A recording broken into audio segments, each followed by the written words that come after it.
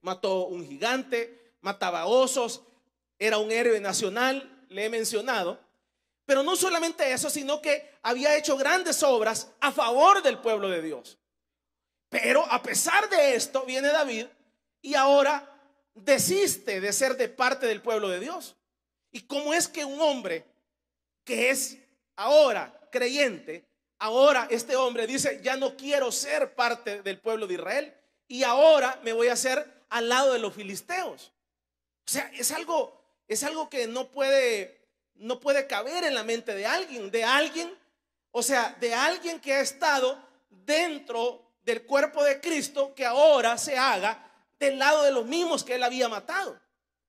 Pero no le estoy hablando de un mundano, le estoy hablando del que venció a Goliat, le estoy hablando de el que defendió al pueblo de Israel. Ahora, este que defendió al pueblo de Israel, debido a la presión que ejerció Saúl sobre su vida, entonces toma la decisión nefasta de hacerse al lado de los enemigos, de hacerse filisteo, de renunciar a su nacionalidad, de ser israelita, de ser judío. Dijo, yo renuncio a esto y me hago al lado de los filisteos.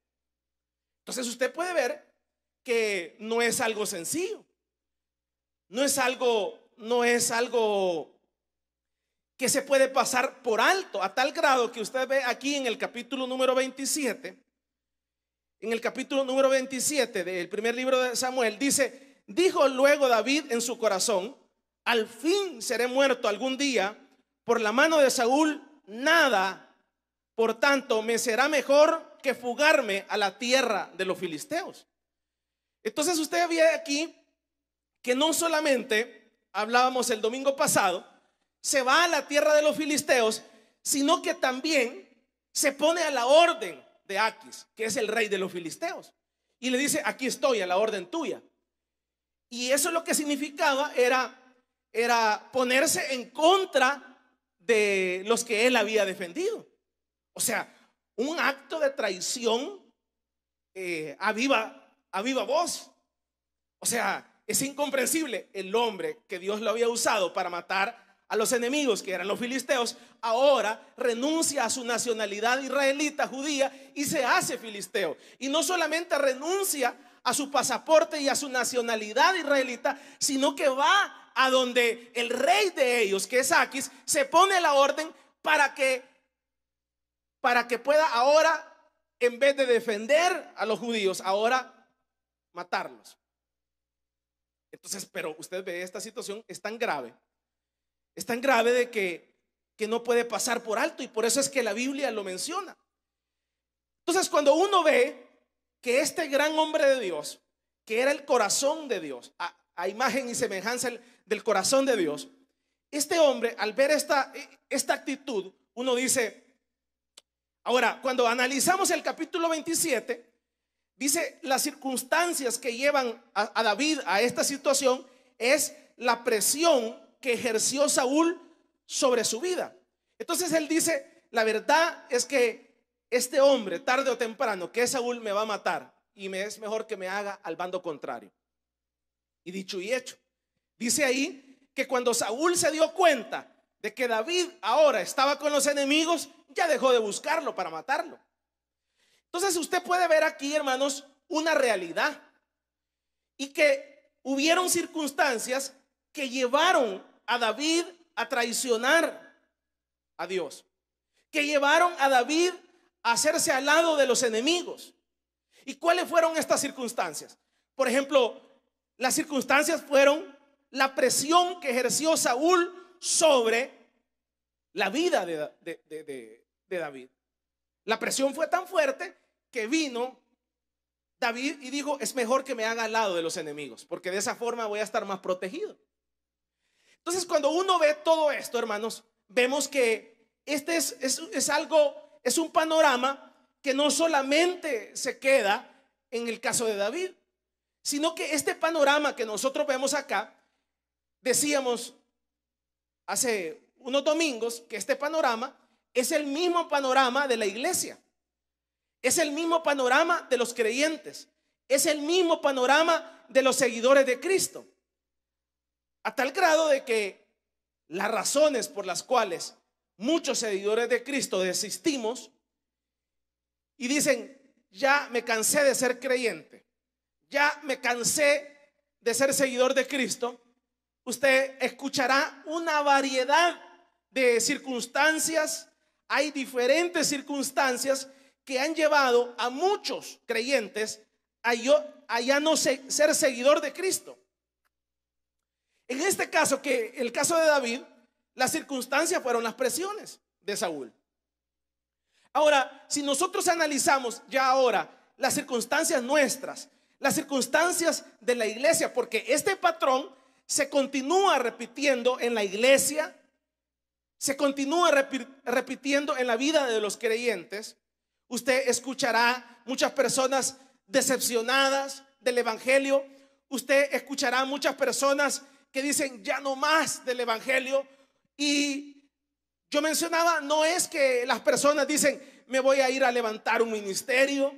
No es que las personas dicen: mire, yo siento un llamado para irme para África, porque el Señor me ha llamado a África a levantar un ministerio. Sino que la persona que se van del Señor, no de la iglesia, sino que de la vida espiritual, la gente se cansa, la gente, el diablo le pone las excusas, le pone las circunstancias perfectas para desanimarse y decir: ya no más.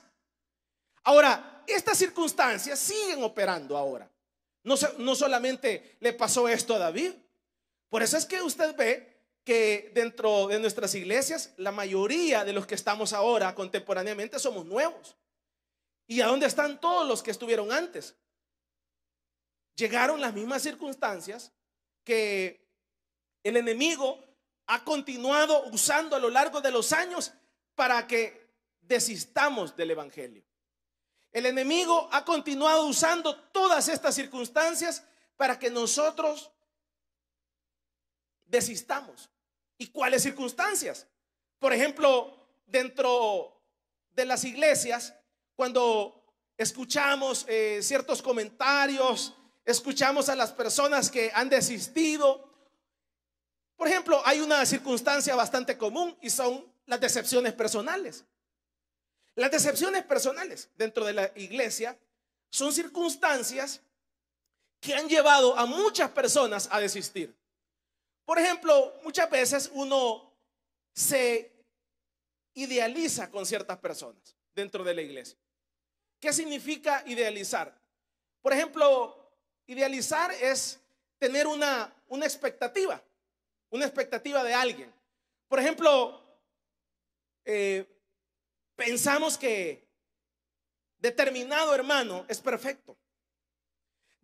Pensamos, nosotros mismos nos hacemos esa ilusión, porque la persona en ningún momento se ha vendido como perfecto, sino que nosotros mismos, nuestra misma mente nos traiciona y nosotros vemos a aquella persona como perfecta. Y entonces, cuando la persona, lastimosamente, por diversas circunstancias valederas o no valederas, se divorcia de su esposa, entonces esa ha sido una causal a lo largo de los años para desistir del evangelio. Las causas y las decepciones personales. Yo veo a determinada persona en el evangelio de esta forma. Lo veo limpio, lo veo santo, lo veo pulcro, lo veo que nunca se equivoca.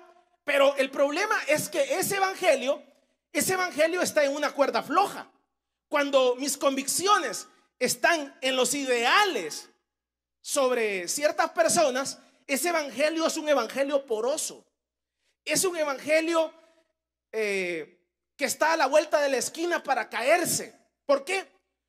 Porque el día que nosotros veamos que esa persona es débil, el día que nosotros veamos que esa persona no es perfecta, el día que nosotros veamos que esa persona no es lo que nosotros esperábamos, lo que nosotros habíamos idealizado en nuestra mente, entonces vendrá el argumento que Satanás ha venido utilizando para que muchos creyentes desistan del evangelio del Señor: las decepciones personales. Y uno dice: mire, yo pensaba que el hermano diácono era santo, Yo pensaba que el hermano fulano era así, yo me lo había imaginado así. Por ejemplo, muchas veces uno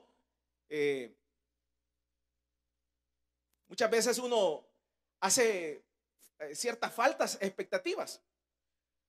Por ejemplo, muchas veces tal vez usted, porque usted me ve sonreír y dice, y se idealiza y dice, el hermano es bien chistoso. Entonces usted viene y dice, el hermano es bien chistoso, bien agradable el hermano. Pero ¿qué va a pasar el día que su autoridad le diga, mire hermano, usted está suspendido de su privilegio? ¿Qué va a pasar el día que su autoridad le diga, ese hermano que usted cree que es chistoso, amable, qué buena onda, qué buena gente, qué agradable se siente con él? ¿Qué va a pasar con su evangelio cuando ese hermano le diga, mire hermano, usted ya no puede predicar aquí en la iglesia? Mire hermano, usted se tiene que sentar. ¿Cuánto? Unos 5 años. ¿Qué va a pasar con su evangelio? Su evangelio se va a caer, porque su evangelio está fundamentado en una convicción terrenal, humana. Vamos a darle un fuerte aplauso pues al Señor. Mire hermano, se va a sentar porque usted anda en fornicación. Y entonces la gente dice, ¡qué barbaridad! Yo pensé que ese pastor era buena onda, que yo pensé que ese pastor era agradable, yo no pensé que ese hermano fuera tan pesado, dice la gente. ¿Ya? ¿Se han notado eso? ¿Ya? Entonces su evangelio está fundamentado, y usted lo ha construido en la idealización equivocada. ¿Qué va a pasar cuando ese mismo hermano que usted tanto admira le diga, mire hermano, lo expulso de la iglesia? ¿Por qué me expulsa de la iglesia? Porque me pega la gana. ¿Qué va a pasar con su evangelio? ¿Seguirá siendo usted creyente? Mire hermano, pero no habían razones para expulsarme. Mire, eso que decían de mí, eso que decían que yo estaba en fornicación, que yo estaba en adulterio, que yo había dicho esto, que yo había dicho esto, todo eso era falso, hermano. Y mire, y me expulsaron de gusto. ¿Qué va a pasar con su evangelio cuando le digan y lo expulsen? ¿Qué va a pasar? ¿No será que va a pasar lo que pasó con David?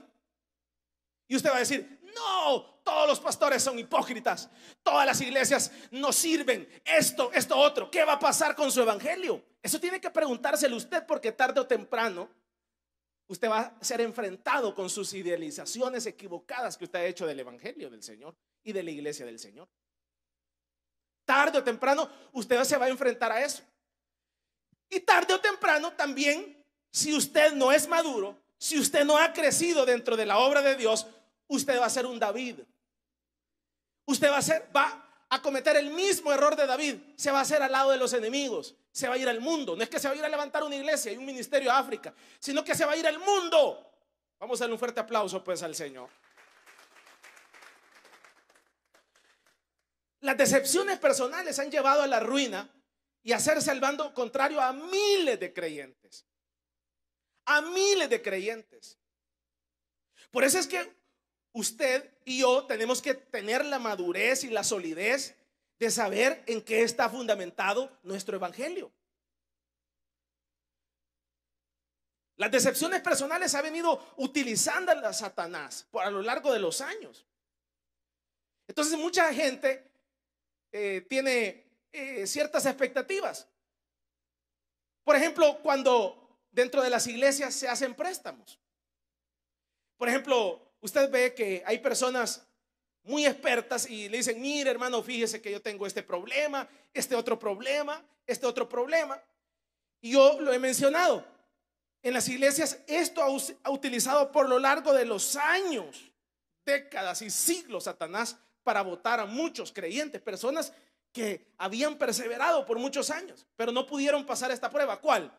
Llegó el hermano y le dijo, mire hermano, fíjese que tengo este problema y necesito que usted me ayude, que sea fiador. Mire hermano, tengo este otro problema, necesito que me preste este dinero. Pero ¿qué resultó? Resultó que prestó el dinero y después que el hermano no pagó ni la mitad de la primera cuota, o sea, ni tan siquiera una cuota, sino que fue una estafa a vivo color en plena iglesia, asalto a plena luz del día. O sea, le dieron, como decimos en buen salvadoreño, le dieron terapia en la misma iglesia. Mire, hermano, yo le voy a pagar, pero no le pagó ni la mitad de la primera cuota. Estafa y robo a plena luz del día. Y entonces dice la gente: no, todos los creyentes son falsos, todos los creyentes así y todos estos acá. Pero la gente, ese que se hace la víctima, yo siempre he combatido a esa persona que se hace la víctima, que prestó. Mire, es que a veces, mire, ni tan siquiera el banco ni la financiera se atrevió a prestarle al tal hermano. O sea, esa persona ya fue al banco y el banco le dijo: mire, traiga estos requisitos. Y el banco le dijo: mire, traiga estos fiadores. Mire, el banco le dijo: mire, traiga estas garantías. Y el tipo no quiso. No buscó el fiador, no buscó los acreedores, no hizo nada. Pero vino aquí a la iglesia y le dijo al tal hermano que tenía 15 años en la iglesia: mire, hermano, fíjese que tengo este problema. Y la persona la hizo de héroe, y le creyó al otro, y el otro, los dos se creyeron entre mutuamente. Y entonces eso es como dice el pastor general: se comió la cáscara del guineo, la botó y ahí mismo se tropezó. O sea, ni el banco creyó en la persona y usted sí creyó en la persona. Vamos a darle un fuerte aplauso pues al Señor.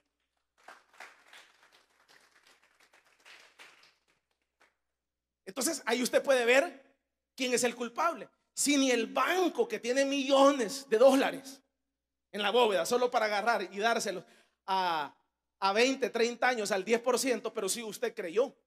Entonces uno tiene que ser maduro en esto. Entonces la gente dice: no, ahí todos los hermanos son hipócritas. No, ahí hay un error. Y Satanás usó esta misma estrategia, las decepciones personales, y ha venido utilizando esta situación para botar a muchas personas dentro de la iglesia. Entonces decíamos como tema: ¿cuáles son las causas que hacen que las personas desistan del evangelio? Entonces esta es una de las decepciones personales. Otra situación que Satanás ha venido utilizando a lo largo de los años dentro de las decepciones personales ha sido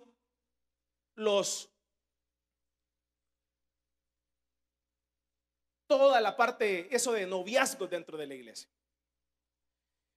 Esa es una cosa tremendamente criminal dentro de la iglesia. ¿Por qué? Porque, bueno, yo he escuchado y he visto hermanas que dentro de la iglesia pasaron esos límites. Y he visto llorando de que no pueden digerir ver a esa persona que les dio vuelta dentro de la iglesia. No pueden digerir. La persona no se casó. La persona se hizo loco. Me recuerdo de una hermana que decía que ella era virgen. Creo que tenía como unos 30 años, y un tipo y un lobo vino acá y le creyó y le dio vuelta, y lo que sucedió. Y entonces ella se fue del evangelio porque ahí en la iglesia sucedió lo que no tenía que suceder. Y entonces no logran digerir de que el otro pasó lo que pasó, y entonces alguien tiene que salir huyendo o herido. O se necesita mucha audacia para poder estar sentado aquí y ver al otro ahí y que pasó aquello y hacerse loco como que nada pasó, como que estamos allá en la discoteca, ¿verdad? Entonces es bien difícil. Por eso es que cuando se toma una decisión de estas, es definitiva. Por eso es que cuando se toma una decisión de estas, es una decisión bastante definitiva. Aunque el noviazgo es para conocerse, aunque el noviazgo es para poder tomar una decisión, pero el problema es que estamos ante creyentes débiles, inmaduros, jóvenes o jovencitas que no logran digerir que les digan no. Y te digo no porque tenés un mal carácter. Entonces me voy de la iglesia. Y te digo no porque mira cómo me voy a casar con una persona que no puede ni tan siquiera planchar. Ay, y ese es hermano.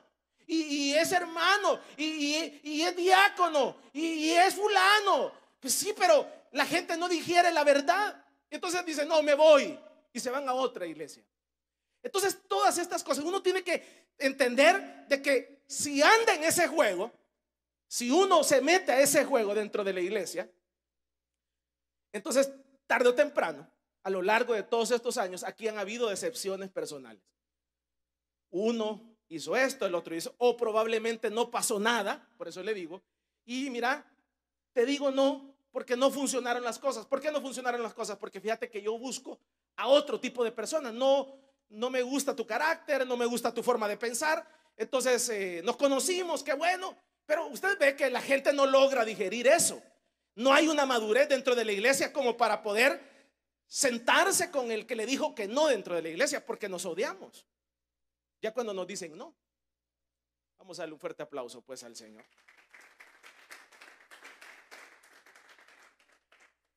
Entonces, los que ya pasaron esta línea, los que han venido pasando esta línea dentro de este ministerio y otros ministerios, tienen que tener cuidado.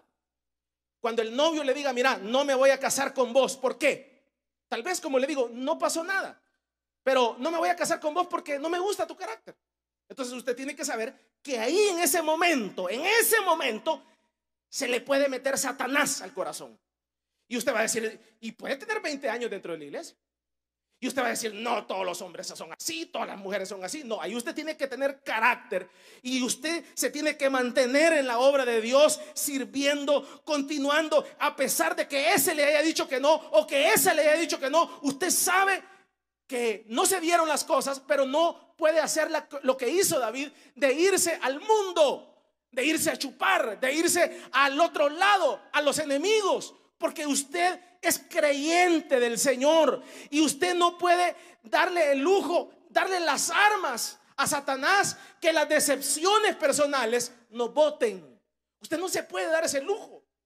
Entonces, sepan, todos aquellos que andan en ese jueguito, que tarde o temprano pueden salir heridos.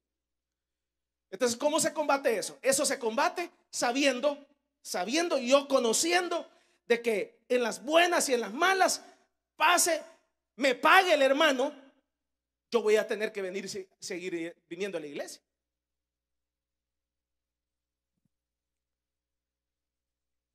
Hay un caso bien conocido, no en la iglesia católica, sino en la iglesia evangélica, de un pastor, de esos pastores famosos, que le dijo a una hermana dentro de la iglesia que le hiciera un préstamo de $60,000. Y la hermana le creyó a ese pastor y la hermana hipotecó la casa y le dio los $60,000 a este pastor general para supuestamente usarlo para la obra de Dios. Y resultó que el tal pastor no pagó ni tan siquiera la mitad de la primera cuota, ni la mitad de los $60,000. ¿Y qué llevó eso? La hermana perdió su casa. ¿A dónde está ese hermano? ¿Estará en el evangelio? ¿Seguirá perseverando? Y mire, hermano, qué duro lo que está diciendo. Sí, es que se dan situaciones tristes y nefastas, que Satanás las ha venido usando, las decepciones personales las ha venido utilizando para botarnos. Pero ¿qué tendría que pasar ahí? A pesar de que me sucedió esto, no me sucedió ¿por qué me sucedió? Porque ando haciendo cosas que no tengo que hacer. Me ando metiendo en cosas que no me tengo que meter. Entonces, ¿qué sucedió? Lo que sucedió fue que la hermana perdió su casa y ahora vive alquilando su casa. Entonces, ¿qué pasó? ¿Quién es el culpable? Nadie. Uno mismo, porque usted se dio. Entonces, ¿qué tengo que hacer, hermano?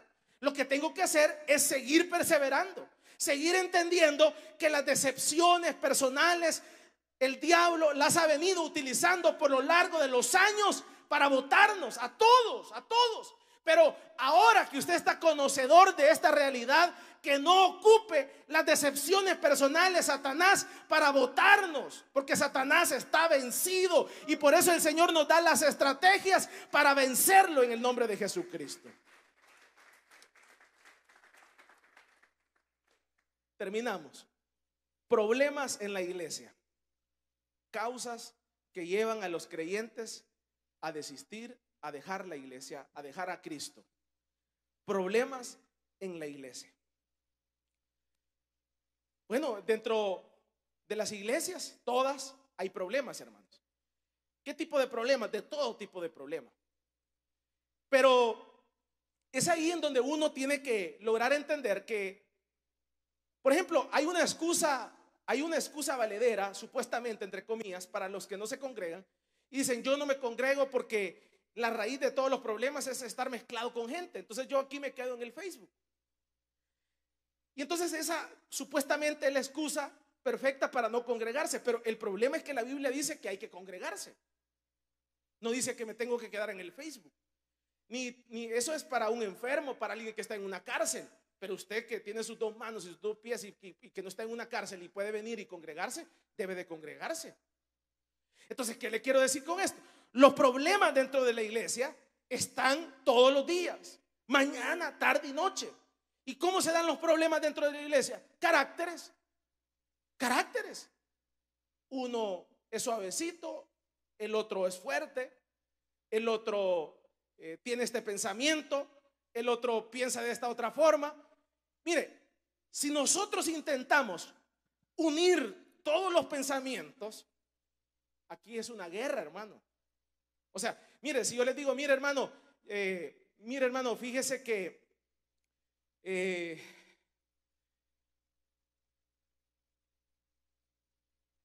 quiero que, por decir algo, quiero que apoye a determinado candidato político. Ahí ya me metí un gran problemón. ¿Por qué? Porque aquí tenemos hermanos ex guerrilleros. Levanten la mano los hermanos ex guerrilleros. No, por favor. Aquí tenemos ex guardias. Levanten los hermanos ex guardias. Aquí tenemos hermanos liberales. Aquí tenemos hermanos neoliberales. Aquí tenemos hermanos comunistas. O sea, pensamientos, una diversidad de pensamientos.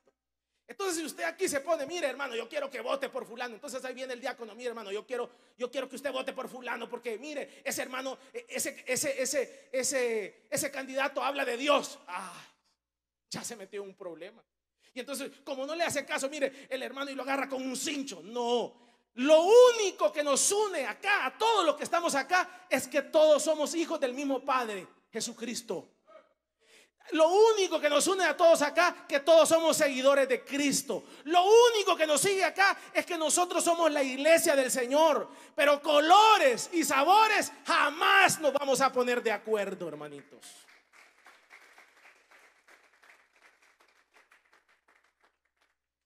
Mire hermano, yo lo que quiero es que todos andemos un Hyundai Accent aquí. Aquí no vamos a dejar entrar ningún carro que no sea Hyundai Accent, hermano.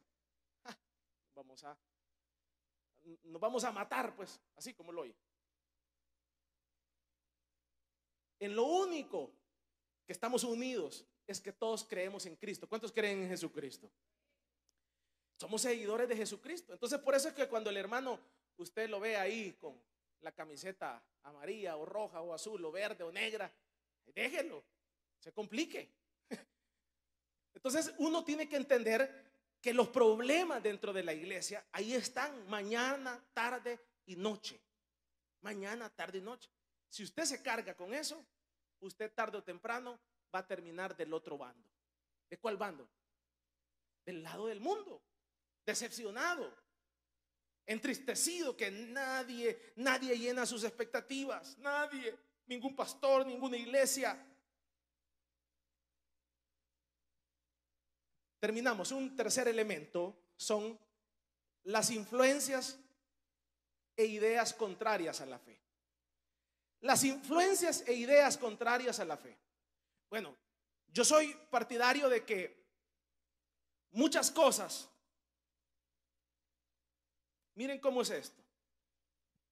El mismo hermano que está aquí sentado, el mismo hermano que aquí está sentado, cuando venimos en el bus, y ahí en el bus, vea, en el bus nos ponen una música pegajosa, una música movida, digámoslo así.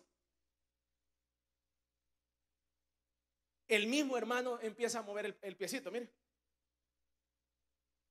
El mismo pastor, el mismo evangelista, el mismo creyente, el mismo que habla lenguas, el mismo que profetiza. Mira, empieza a mover el profesor. Y después él la empieza a cantar.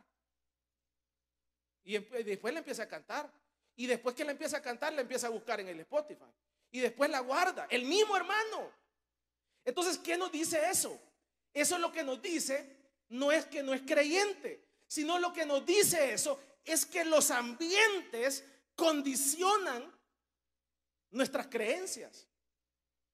Entonces, ¿qué? Tenemos que entender esto, que nosotros los que estamos acá en Cristo, tenemos que tener cuidado de las influencias contrarias a la fe. De las influencias contrarias a la fe. Yo les he mencionado, por ejemplo, el caso de los Alcohólicos Anónimos. El fundador de los Alcohólicos Anónimos descubrió psicológicamente, digámoslo así, como un comportamiento humano y que funcionó y ha seguido funcionando, pero solo para dejar la bebida. Y eso que él descubrió es que él hace una reunión de exalcohólicos y de personas que quieren dejar el alcohol. Entonces se reúnen así como una iglesia. ¿Y qué hacen ahí? Hay así como células y hogares de restauración hay en cada esquina, en cada colonia, en todas partes. Entonces ellos se reúnen y lo que descubrió este fundador es que cuando llegan el puño de ex alcohólicos y empiezan a dar su testimonio, ¿cuál testimonio? Mire, fíjese que yo dejé la bebida porque, mire, destruí mi matrimonio. Yo dejé la bebida porque golpeaba a mi mujer. Mire, yo dejé la bebida porque destruía a mis hijos. Mire, yo dejé la bebida por esto. Entonces ellos se paran, no predican, sino que se paran a dar su testimonio. Entonces pasa uno a dar el testimonio, de ahí pasa el otro, de ahí pasa el otro, y de ahí pasa el otro, se pasa la hora dando el testimonio. No cantan, no alaban, sino que solo dando el testimonio. Y ese pequeño ritual, digámoslo así, ese pequeño ritual hace que la persona tenga una fuerza contra el alcohol y pueda dejarlo. Algunos recaen. Entonces, eso mismo, pero el problema de los Alcohólicos Anónimos es que ellos solo pueden dejar la bebida en los mejores casos. Entonces el evangelio no es similar, sino que por esa razón es que el Señor establece que debemos de congregarnos. ¿Por qué? Porque aquí no vienen ex alcohólicos, aquí venimos pecadores arrepentidos, aquí venimos una diversidad de pecadores arrepentidos, unos que han hecho esto, unos más malos que otros, unos más negros que otros, unos más blancos que otros. Entonces la comunión de todos estos pecadores arrepentidos y que nosotros nos calentamos en medio de la lluvia, en medio de las circunstancias negativas, en medio de las circunstancias positivas, esto nos hace fuerte para poder vencer las estrategias que Satanás tiene contra los creyentes. Entonces es algo milagroso. El alcohólico anónimo solo puede dejar la bebida, pero aquí el creyente puede dejar el adulterio, puede dejar la fornicación, puede ser liberado de las adicciones, puede dejar la codicia, puede dejar las ambiciones, puede dejar la vanagloria, y ese es el evangelio. Pero uno tiene que tener cuidado de las influencias contrarias a la fe y detectarlas de lejos. De lejos, uno tiene que detectarlas de lejos. Y ahí en algunos casos, como le estoy mencionando, en el caso de los buses y los microbuses, que uno viene ahí y después se empieza a mover el zapato, y entonces, bueno, no podemos hacer nada. En los mejores casos lo que podría hacer es pedirle a Dios un su carrito para venir escuchando alabanzas, en los mejores casos. Pero si el Señor no le permite eso, entonces ni modo, en medio de esas circunstancias alabemos al Señor y entendamos que las influencias contrarias a la fe pueden hacer que nosotros caigamos. Vamos a darle un fuerte aplauso pues al Señor.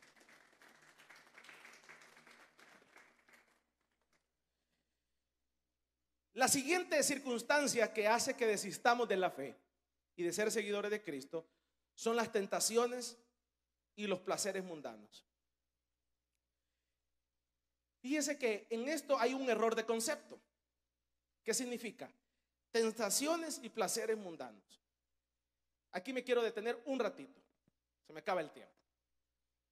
Por ejemplo, el domingo hablaba con un invitado y me decía, me da miedo el evangelio. Me da miedo el evangelio. Entonces, ¿y por qué te da miedo? Entonces resultó que al invitado, la mamá es atea, la mamá era bruja, satánica, y entonces cuando él estaba adolescente lo entregaron a Satanás. Entonces a mí todo lo que tiene que ver con iglesia, me dijo, me da pavor y miedo. Y por eso él estaba así como que estaba en territorio extraño aquí en la iglesia. Vaya, entonces vengo yo y o sea, es algo incomprensible que el evangelio te dé miedo, que el evangelio no querás el evangelio, pues. Vaya, primero hay que entender qué es el evangelio. El evangelio lo que hace es liberar. Y yo le decía a él, mira, es que el problema es que el evangelio, ¿qué es el evangelio? El ser humano está en una cárcel, le explicaba yo a él. El ser humano está en una cárcel, llámale Secón, llámale Mariona. Entonces, este Mariona que no está en nuestra alma, adentro. Este Mariona que nosotros tenemos aquí adentro, cuando nosotros sentimos un vacío, entonces uno dice, tráeme guaro. Cuando nosotros nos sentimos solos, entonces la persona, el que no tiene a Cristo, entonces dice, tráeme compañía, tráeme mujeres, tráeme hombres, porque se siente vacío. Entonces, cuando uno ve, entonces uno tiene que chupar, tiene que drogarse, tiene que mujerear, imagínense, tiene que aventarse de un paracaídas para sentirse vivo, tiene que tener plata para sentirse bien. O sea, es una esclavitud completa. Es una cárcel completa en vida. Pero la única forma para poder valorar es haber estado en libertad. Cuando uno ha estado en libertad, cuando uno tiene por lo menos unos 12 meses de no serverciar, de no mujerear, de vivir una vida libre de adicciones, de drogas, entonces uno ve para atrás y uno dice, sí que estaba en el mero infierno. Y le ponía el ejemplo yo a él y le decía, mira, yo esto ahora lo puedo entender, ¿sabes por qué? Le digo, y lo puedo entender porque a mí yo pedía la bicola. ¿Han visto ustedes la bicola? La de 3 litros. Entonces yo para el almuerzo me compraba una bicola y no tomaba agua. La bicola me la tiraba, miren. Y de ahí en la cena me volaba otra. Y de ahí a las 2 de la mañana me levantaba y me iba a buscar comida rápida. Tráeme 4 hamburguesas. Levanten la mano lo que le gustan las hamburguesas.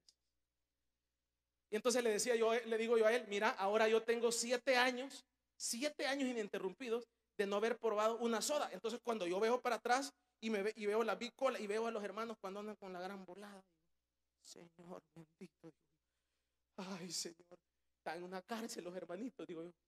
Entonces digo yo, pero entonces uno tiene que haber probado la libertad. O sea, el ver probado no estar en fornicación, no estar en adulterio, no estar en las adicciones. Entonces cuando uno ha probado la libertad, ya no quiere regresar atrás. Ya no quiere regresar atrás y ama la libertad que Cristo nos ha dado, que ha liberado las adicciones y todos los pecados que nosotros estábamos. Entonces le digo yo a él, mi sugerencia es que como vos te da miedo el evangelio, por lo menos a otros solo nos ven y dicen, ¿cómo puede ser el hermano para? Yo me recuerdo de un cliente, me decía, mira, yo admiro a tal persona, me dice, porque mira, él empezaba a caminar en la calle, un cliente mío allá en Costa Rica, empezaba a caminar, íbamos caminando y se detenía, mira, y yo me detenía con él, porque me debía, entonces mira esa muchacha, qué bonita, mira, ¿qué podés envidiarle vos a una europea de Holanda? Me dice, mira qué bonita está, mira. Decime Luisito, ¿cómo puedo ser cristiano? No, yo los admiro ustedes. Aquí en este país no se puede ser cristiano, en Costa Rica. Entonces uno cuando ve eso dice, este tipo está en una cárcel. Está en una cárcel, pues, que no puede, o sea, entonces, pero por lo menos él siente que está en la cárcel, en esa sofocación, en esa situación. Entonces uno anhela estar en libertad, anhela, desea ya no pecar más, desea estar controlado, pero eso hay que experimentar, estar en la libertad. Entonces nosotros ahora que estamos en la libertad, glorificamos el nombre del Señor, que el Señor nos liberó de tantas adicciones, hermano. Venimos de lo peor del mundo, pero ahora nosotros somos libres en Cristo Jesús.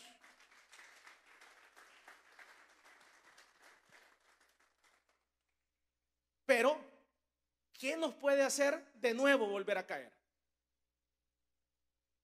¿Qué me puede hacer a mí volver a caer? A la obesidad que yo tenía antes.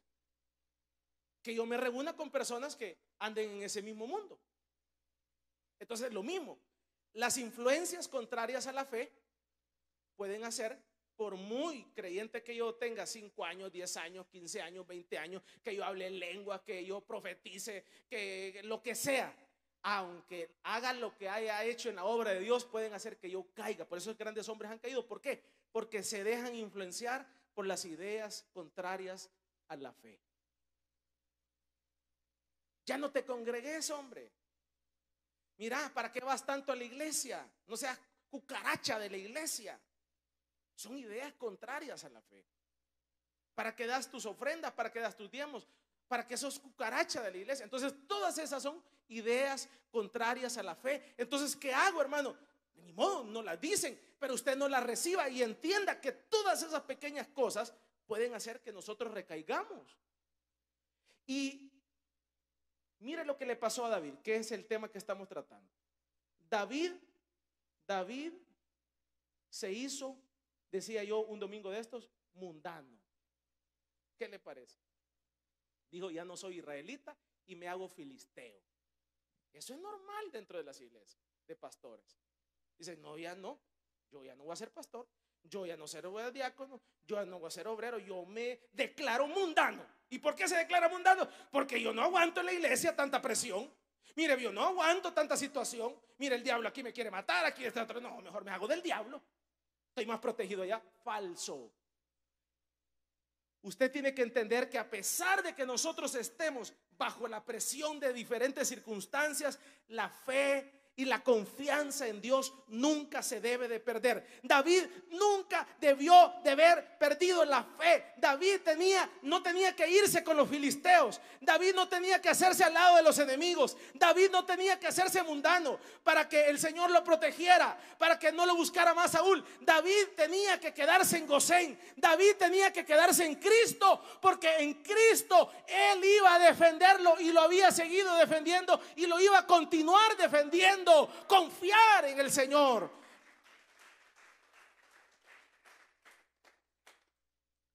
Entonces, aquí, como decimos en buen salvadoreño, nuestro estimado David pasó la frontera, se hizo a los filisteos. Y usted ve en la narración, no solamente se hizo a los filisteos, fue donde Aquis se puso a la orden y se dedicó.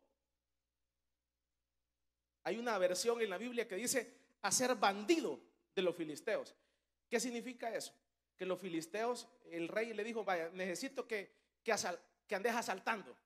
¿Qué le parece? El gran hombre de Dios, David. ¿Y a quién vas a asaltar? Y entonces David asaltaba, la hacía de bandido contra los amalecitas, el hombre de Dios. ¿Cuántos creyentes andan asaltando, fornicando, adulterando y haciendo destrozos ahorita? Son hermanos, son creyentes. Pero ¿qué los llevó a eso? Las influencias contrarias a la fe. ¿Qué tenía que hacer? Soportar la presión. Saúl no lo iba a matar. Saúl no lo iba a destruir. ¿Y por qué? Porque Cristo estaba con David. Dios estaba con David. Y nunca lo había dejado. No lo había dejado con Goliat, no lo había dejado con los oxos, no lo había dejado contra los filisteos, y mucho menos ahora lo iba a dejar bajo esta presión. Dios siempre había estado con él. Él tenía que mantenerse. Usted y yo tenemos que mantenernos en Cristo a pesar de las circunstancias, a pesar que estés amenazado, a pesar de que tu mujer te haya dejado, a pesar de que tus hijos te hayan dejado, a pesar que estés en quiebra, a pesar que estés en pobreza, a pesar que te estén quitando la casa, a pesar de que estés en una situación de desierto. Mantente fiel, porque la ayuda de Jesús va a llegar a tu vida para liberarte, para sanarte, para levantarte. Eso era lo que tenía que hacer David. Qué triste aquellas jóvenes que dicen: me dejó el tren, y se levantan la falda. Aquí hemos visto a varias. ¿Y qué resultado? El mismo resultado de lo largo de los siglos dentro de las iglesias de todas las israelitas. Aquí han habido hermanas que se han desesperado y se han metido con el mero diablo y el mero Satanás. Y si no, yo me recuerdo de varias hermanas que tenían una gran proyección. Y cuando uno pregunta: ¿y con quién se casó? No, mire, fíjese que la tal hermana está casada con un tipo que dicen que del pelo la agarra. Qué lástima, dice uno. Se desesperó. Esto no es de desesperarse, hermano. Si usted se desespera, se va a meter en un abismo. Usted ve el caso de Abraham. Abraham quiso ayudarle a Dios y se metió con Agar. Se va a meter en un gran lío. Se va a meter en un gran lío. Entonces, ¿qué tenemos que hacer? Mantenerse en las fronteras de Dios. Hermano, pero es que ya no aguanto. Mire, hermano, pero es que las amenazas están fuertes. No importa. Había que mantenerse en la frontera de Dios, pero nunca traicionar al que nos ha dado la vida. Entonces usted jamás puede hacer eso. Traicionar a Cristo. No podemos hacernos al lado del mundo. No podemos. En ningún momento usted vaya a hacer eso, porque se va a meter en otro problema. En otro problema. Y nada fuera que usted se haga del lado del mundo, sino que el diablo lo va a poner a servirle a él. ¿Ya?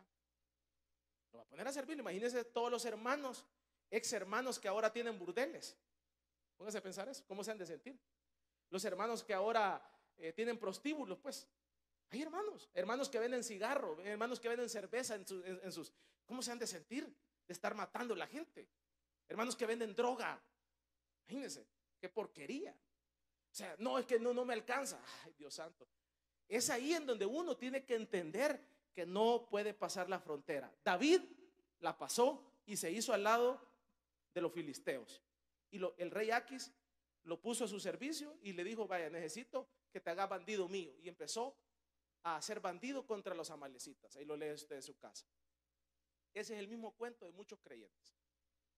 Y el diablo ha venido utilizando estas variables para botarnos. Pero por eso el Señor nos advierte, para que usted y yo no vayamos a ser uno más de ellos. Para que nosotros conozcamos las estrategias del enemigo. Y a veces usted sepa cómo el enemigo actúa, cómo el enemigo nos mete pensamientos, cómo el enemigo nos trabaja. Entonces uno tiene más armamento para defenderse. Vamos a darle un fuerte aplauso pues al Señor. Póngase en pie ahí donde está. Vamos a